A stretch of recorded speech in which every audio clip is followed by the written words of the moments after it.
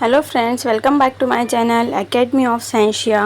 और आज हम लोग पढ़ने वाले हैं हमारा लास्ट पॉइंट चैप्टर का, और वो है last point solar thermal power plant. Okay, now we have seen that thermal energy generated from coal and nuclear fuel. हमने क्या देखा था कि जो थर्मल एनर्जी है वो किससे जनरेट होती है, कोल से और न्यूक्लियर फ्यूल से, and can be use to generate electricity. और फिर ये जो थर्मल एनर्जी है जो हम कोल और फ्यूल से ऑब्टेन करते हैं वो किसके लिए यूज़ होती है, टू जनरेट फॉर इलेक्ट्रिसिटी।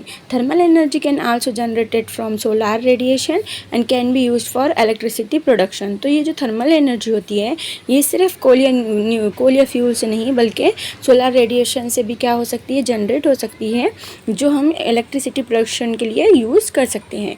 तो there are different stages in solar thermal power plant are shown in figure.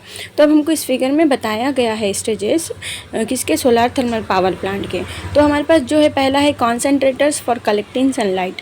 Concentrators for collecting sunlight, जो कॉन्सेंट्रेटर्स होते हैं वो क्या करते हैं, सनलाइट को कलेक्ट कर लेते हैं एक जगह, फिर उसको ऑब्जर्व करते हैं एंड कॉन्सेंट्रेटेड द सनलाइट। उसके बाद जो है वो क्या करते हैं, स्टीम टरबाइन करते हैं, उसके बाद इलेक्ट्रिकल जनरेटर के पास जाती है और फिर इलेक्ट्रिकल एनर्जी क्या होती है, प्रोड्यूस्ड होती है। Okay, now come to the next point.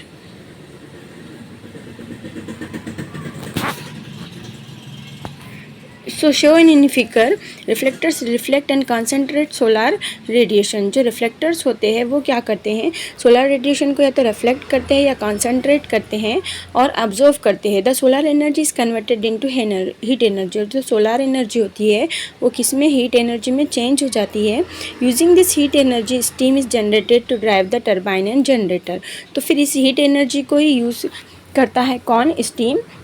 So using this heat energy steam is generated, steam generate होती है हीट एनर्जी की वजह से, और जो क्या करती है, टरबाइन को ड्राइव करती है, जनरेटर जिसकी वजह से चलता है, और इलेक्ट्रिसिटी क्या होती है, प्रोड्यूस्ड होती है। नाउ हम इसकी फिगर देख लेते हैं। ये देखिए यहाँ पे हमको पूरा पैनल बता दिया गया है। तो ये जो है हमारा क्या है, ये रिफ्लेक्टर है, और ये जो है सनरेज क्या हो रही है, यहाँ पे इस तरह से आ रही है और ऐसे रिफ्लेक्ट हो रही है, इस तरह से आ रही है और इस तरह से क्या हो रही है, रिफ्लेक्ट हो रही है। तो ये it's coming and then reflection. Okay, now flow of hot water. यहाँ पे आपका जो ये वाटर सिस्टम है, ये हॉट वाटर क्या हो रहा है, फ्लो हो रहा है, और ये एब्जॉर्ब हो रहा है यहाँ पे, और यहाँ पे जिससे क्या हो रही है, स्टीम रिलीज हो रही है।